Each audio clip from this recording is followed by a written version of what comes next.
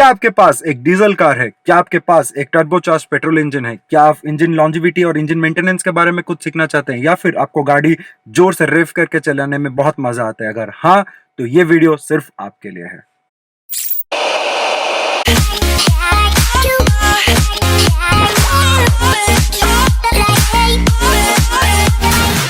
जय Jagannath and welcome back to my YouTube channel रोवर हाइटल।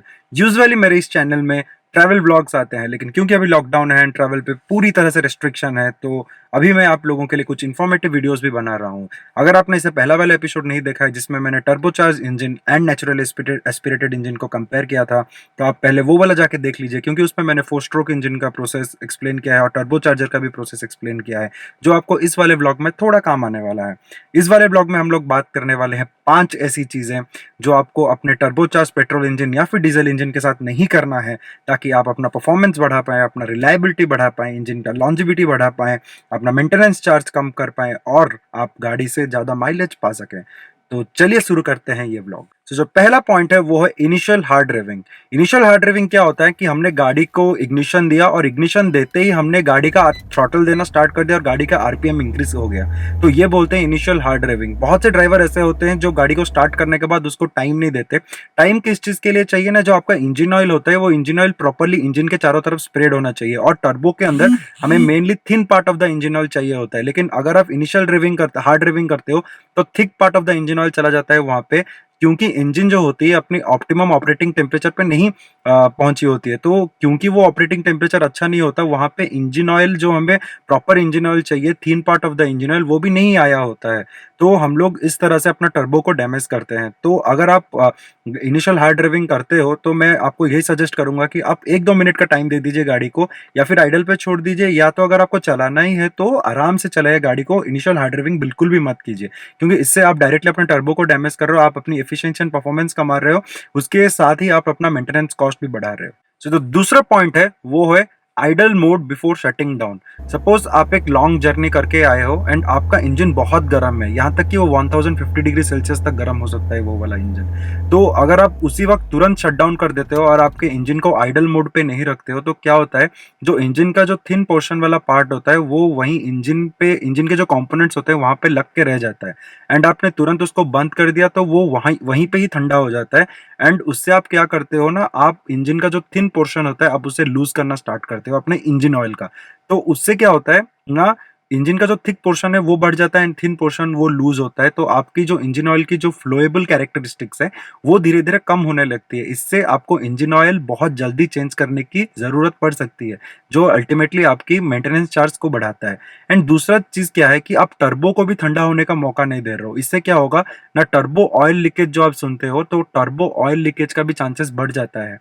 तो अगर आप कहीं लॉन्ग जर्नी करके आ रहे हो, बहुत दूर से आ रहे हो, एंड आपने गाड़ी को लाके पार्किंग पे रखा है, तो 1-2 मिनट के लिए गाड़ी को थोड़ा ठंडा होने दीजिए। ठंडा कैसे होने दीजिए, गाड़ी को वैसे ही स्टार्ट पे छोड़ दीजिए 1 मिनट या 2 मिनट के लिए, तो गाड़ी अपने आप वो 1050 डिग्री सेल्सियस तक अगर पहुंची होगी, कि किसी भी टेम्परेचर तक पहुंची हो, वो धीरे धीरे ठंडा होना स्टार्ट हो जाएगी, एंड जो ऑयल है वो ऑयल धीरे धीरे सेटल होना स्टार्ट होगा, तो आप अपना thin portion of the oil loose नहीं करोगे।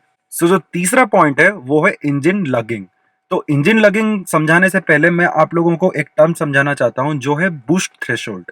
तो गाड़ी का बूस्ट थ्रेशोल्ड क्या है, देखिए, अगर आपने मेरा लास्ट वाला वीडियो देखा होगा जिसमें मैंने आपको समझाया था कि इनटेक मैनिफोल्ड से एयर अंदर आता है, एंड जो एग्जॉस्ट गैसेस होते हैं गाड़ी के वही जाके टरबाइन के टर्बो को घुमाते हैं, जो कि टर्बोचार्जर के जो टर्बो होता है उसको घुमाता है, जिससे फिर ज़्यादा एयर अंदर आता है। अगर आपने ये सारा कॉन्सेप्ट मेरे लास्ट वाले वीडियोज़ में देखा है तो आप इसे बहुत आसानी से समझ सकते हैं कि बूस्ट थ्रेशोल्ड एक्चुअली क्या है। तो देखिए, बूस्ट थ्रेशोल्ड क्या है ना, वो पर्टिकुलर आरपीएम है जो आरपीएम की इतना अमाउंट ऑफ एग्जॉस्ट गैसेस निकाल सकती है जो जाके टर्बो के टरबाइन को घुमा सकती है, तो उसको बोलते हैं हम लोग बूस्ट थ्रेशोल्ड। तो उससे क्या होता है ना, जो इनटेक जैसे एयर सबसे ज्यादा अंदर कब आएगा, जब इनटेक मैनिफोल्ड का जो प्रेशर होगा वो एटमॉस्फेरिक प्रेशर से ज्यादा होगा, तो उतने आरपीएम, कौन से आरपीएम पे वो एग्जॉस्ट गैसेस जाके टरबाइन को घुमा सकती हैं, ताकि इनटेक मैनिफोल्ड का प्रेशर जो है एटमॉस्फेरिक प्रेशर से ज्यादा हो जाए टर्बो के केस में, तो उसको बोलते हैं हम लोग बूस्ट थ्रेशोल्ड। सो अभी अगर आप समझ सके हो कि बूस्ट थ्रेशोल्ड क्या है, तो अभी मैं आपको समझाता हूँ कि इंजन लगिंग क्या है। देखिए, सपोज अगर मेरा गाड़ी जो है वो 5th गियर पे है और मैं गाड़ी चला रहा हूँ 1500 आरपीएम में, लेकिन मेरा जो बूस्ट थ्रेशोल्ड है वो है 2000 आरपीएम पे। अगर मैंने अभी सामने एक गाड़ी देखा और मेरे को चाहिए कि मैं उस गाड़ी को तुरंत ही ओवरटेक करूँ, तो मेरे को चाहिए होगा पावर। तो मैं क्या करूँगा, मैं तुरंत ना अपना एक्सीलरेट को जोर से दबाऊंगा और थ्रॉटल देना स्टार्ट करूँगा। तो उससे क्या होगा ना, तुरंत गाड़ी जो है धीरे धीरे 1500 आरपीएम से 2000 आरपीएम तक पहुंचेगी। एंड मैंने इससे क्या किया ना, मैंने गाड़ी का जो इंजन है मैंने उसको ज़्यादा प्रेशर दिया उस पर। गाड़ी का जो इंजन है मैंने उसको ज़्यादा मजबूर किया कि तू 1500 से 2000 पे जा। लेकिन इसके बदले में क्या कर सकता था, मैं सिंपली डाउन शिफ्ट कर सकता था, गाड़ी अपने आप आरपीएम बढ़ा देती और जा सकती। लेकिन मैंने वैसे नहीं किया। अगर आपको लगता है कि इससे गाड़ी के इंजन को कोई डैमेज नहीं होता, तो आप बहुत गलत हो। इससे गाड़ी के इंजन को बहुत डैमेज होता है। आप अपनी एफिशिएंसी घटा रहे हो, आप अपनी रिलायबिलिटी घटा रहे हो, आप अपनी लॉन्जिविटी घटा रहे हो गाड़ी की, और अल्टीमेटली आप अपना गाड़ी का फ्यूल एफिशिएंसी भी घटा रहे हो। इससे जो है ना पिस्टन स्लैपिंग भी हो सकता है, जिसको हम लोग नॉकिंग भी बोलते हैं। अगर आपने मेरा लास्ट वाला वीडियो देखा है जिसमें मैंने आपको 4 स्ट्रोक प्रोसेस एक्सप्लेन किया था, तो वो जो पिस्टन है, वो पिस्टन जो है ना जाके गाड़ी के सिलेंडर से टकराना स्टार्ट कर देती है अगर आप ऐसा करते हो। तो अभी मैं जो ना आपको दो केसेस लेके समझाता हूँ। एक है टर्बो पेट्रोल इंजन का केस और दूसरा है डीजल इंजन का केस, कि ये जो इंजन लगिंग है वो कैसे अफेक्ट करती है। तो पहले हम बात करते हैं डीजल इंजन की।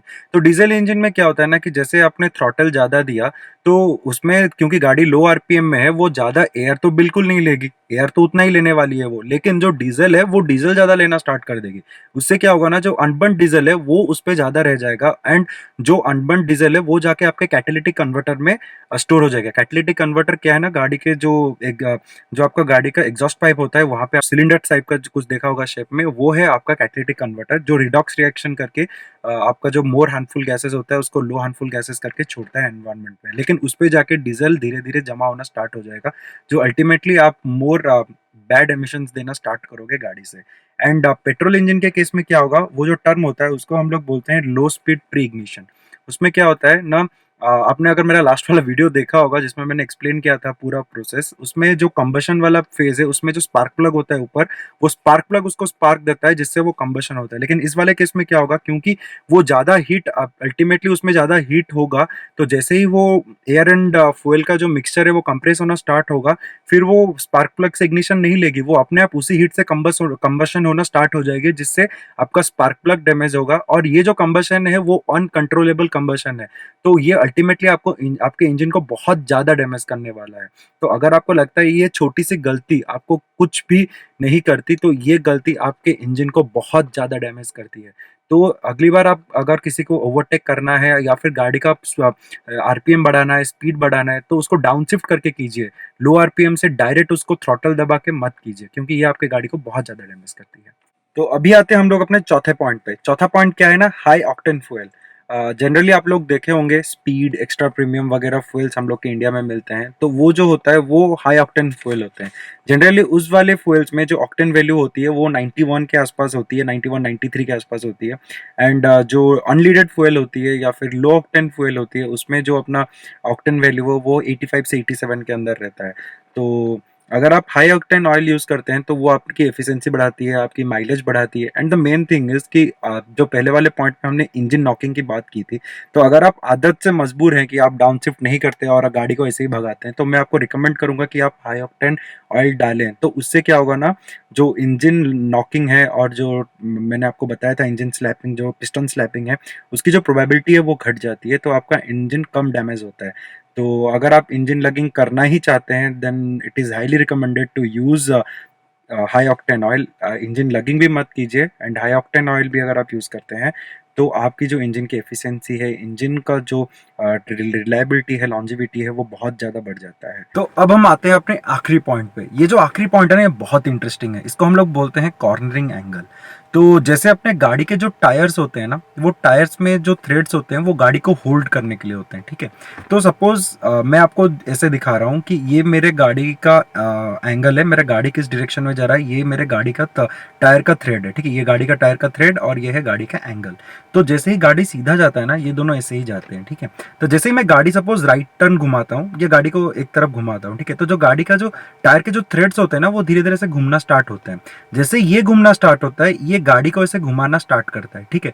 तो इनिशियल फेज में पहले ये घूमता है, फिर गाड़ी घूमता है, ठीक है। तो जैसे ये घूमता है और ये गाड़ी का एंगल है, ये टायर का एंगल है, इन दोनों के बीच में जो एंगल हुआ ना, ये इन दोनों के बीच में जो एंगल का गैप हुआ, देखिए ये जो एंगल क्रिएट कर रही है दोनों, इसको हम लोग बोलते हैं स्लिप एंगल। ये याद रखिएगा, इसको बोलते हैं हम लोग स्लिप एंगल। तो ये जो स्लिप एंगल है ना, जब ये स्लिप एंगल फ्रंट वाले टायर का रियर वाले टायर से ज्यादा होता है, उसको हम लोग बोलते हैं अंडरस्टीयर कंडीशन। और जब रियर वाले टायर का कंडीशन जो स्लिप एंगल है वो फ्रंट वाले टायर के स्लिप एंगल से ज्यादा होता है, उसको हम लोग बोलते हैं ओवरस्टीयर कंडीशन। और न्यूट्रल स्टीयरिंग कब होता है? जब दोनों का सेम होता है। इसलिए ये एडवाइजेबल है कि जब आप कॉर्नर पे गाड़ी टर्न कर रहे होते हैं तब आपको दोनों टायर का स्लिप एंगल सेम रखना होता है। और ये आप कैसे कर सकते हैं? लो स्पीड में और आराम से अगर आप स्टीयर करते हैं। लेकिन अगर आपने ये स्टीयरिंग व्हील को जोर से घुमा दिया तब आप ये अंडर स्टीयर या ओवर स्टीयर के कंडीशन में आ सकते हैं। तो चलिए एक एग्जांपल देखते हैं, ठीक है। सपोज आपके पास एक FWD गाड़ी है, ठीक है। FWD मतलब जिसमें गाड़ी का पावर सामने दो व्हील्स पे जाती है, ठीक है। और ये जो स्लिप एंगल है ना, वो गाड़ी का जो व्हील्स पे जो वेट आता है ना, उसके ऊपर भी डिपेंड करता है। तो FWD गाड़ी में क्या है, देखिए इंजन भी सामने है, आपका ब्रेकिंग सिस्टम भी सामने है, पावर भी सामने वाले व्हील्स को जा रही है। तो अगर आपने उस जगह पे गाड़ी को जोर से टर्न कर दिया, ठीक है, तो आपका जो थ्रेड है वो थ्रेड तो घूम जाएगी, ठीक है, लेकिन गाड़ी का जो डायरेक्शन है वो डायरेक्शन सीधा ही रहेगा। मतलब आपका टायर घूम रहा है लेकिन गाड़ी ऐसे सीधा ही जा रहा है, ठीक है। तो इस वाले कंडीशन को हम लोग बोलते हैं अंडरस्टीयर कंडीशन। तो इस वाले कंडीशन में भी एक्सीडेंटल चांसेस बढ़ जाते हैं, ठीक है। दूसरा है अपना RWD गाड़ी। RWD एग्जांपल मैं आपको देता हूँ, इनोवा क्रिस्टा जो है, इनोवा है, वो RWD गाड़ी है, ठीक है। तो RWD में क्या ना, सिमिलरली पीछे रहता है, पीछे को पावर जाता है। तो उसमें क्या होता है ना, अगर आपने वैसे ही स्टीयरिंग जोर से कर दिया सामने से, तो पीछे वाले टायर का थ्रेड एंगल बढ़ जाता है, ठीक है, जो एंगल बढ़ जाता है, उससे क्या होता है ना, फिर से वही स्लिप एंगल बढ़ता है। और इस वाले कंडीशन में जो होता है उसको हम लोग बोलते हैं ओवर स्टीयरिंग कंडीशन। तो इसका टर्बो से क्या रिलेशन है? देखिए मैं आपको एक्सप्लेन करता हूँ। एक टर्म होता है टर्बो में, उसको हम लोग बोलते हैं टर्बो लैग। टर्बो लैग क्या होता है? अगर आपने मेरा जो पहला वाला वीडियो है वो देखा होगा, उसमें मैंने आपको समझाया था कि जो एग्जॉस्ट गैसेस जाती हैं, टरबाइन को घुमाती हैं, फिर वो टर्बो चार्जर को एक्टिवेट करता है, फिर एयर अंदर आता है। तो वो जो टरबाइन के घूमने से लेकर एयर अंदर आके पावर क्रिएट होने तक कुछ एक सेकंड्स का गैप होता है, बहुत छोटा सा गैप होता है, ठीक है। वो टाइम डिले को हम लोग टर्बो लैग बोलते हैं। अब सोचिए आप कॉर्नरिंग कंडीशन में हैं और आपने ऐसे गाड़ी को घुमाया है एंड आप अंडरस्टीयर या ओवरस्टीयर पे पहुंच चुके हैं एंड जो आपने पावर दिया है ना गाड़ी को, आपने थ्रॉटल दिया है, थ्रॉटल को किक इन किया है, लेकिन आपको इमीडिएटली पावर तो नहीं मिलेगा, आपको एक टर्बो लैग मिलेगा कुछ सेकंड्स का। और जैसे ही वो पावर देना स्टार्ट करती है गाड़ी आपको, तब आप उस पोजीशन में नहीं होते जब आपको पावर एक्चुअली चाहिए होता है। तब क्या होगा ना, तब आप अंडरस्टीयर और ओवरस्टीयर में पहुंच जाएंगे एंड आपकी गाड़ी का एक्सीडेंट हो जाएगा, ठीक है। तो अगर आप एक टर्बो इंजन चला रहे हैं, टर्बो इंजन की गाड़ी चला रहे हैं, तो आपको ये चीज़ अपने दिमाग में रखना होगा कि हाँ मेरे गाड़ी में टर्बो लैग है और उसके हिसाब से आपको गाड़ी घुमाना पड़ेगा। सो आशा करता हूँ आपको मेरा ये RH डिफाइन सीरीज अच्छा लग रहा होगा। सो अगर आपको मेरा चैनल अच्छा लग रहा है, मेरा वीडियो अच्छे लग रहे हैं, तो मेरे चैनल को सब्सक्राइब करना और मेरे वीडियो को लाइक करना मत भूलिए। इस लॉकडाउन में मैं आपके लिए ऐसे वीडियोस लाता रहूंगा ताकि आप वीडियोस देखते रहें और लॉकडाउन में बोर ना हो। Thank you for making me a part of your day. मिलते हैं मेरे अगले किसी ब्लॉग में। टिल देन, एडियोस एमिगोस।